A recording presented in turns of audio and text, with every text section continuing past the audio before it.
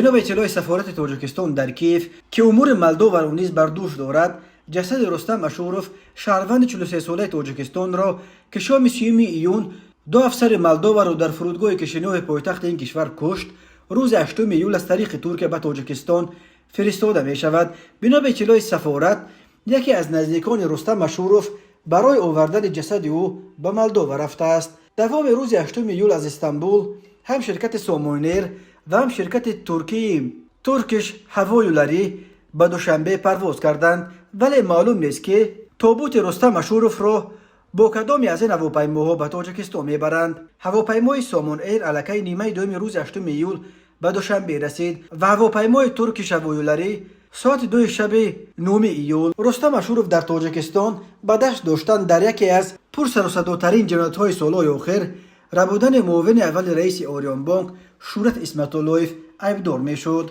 رستم اشورov در آخرین صحبت خود با مادرش که از فرودگاه کشینیوف بعد کشتن دو افسر مولدو و زنگ زده بود اعتراف کرد که اسمتالایف را دلشاد سیدمرادوف شکنجه داده و کشت. مرده‌اش را او برده به در پرتافت. درباره شخصیت رستم اشورov معلومات زیادی تا کنون نشر نشده است. مقامات مولدو گفتند که او قبلا 7 سال در وزارت کارهای داخلی تاجیکستان خدمت کرده است، ولی برای رفتار ناشایسته از صف مقامات رانده و برای غارتگری و کشتار محکوم به زندان شده بود. هفته‌نامه SSSR چاپ دوشنبه توانست درباره شخصیت رستم اشورov معلومات مفصل‌تری را به دست آوردن نشر کند.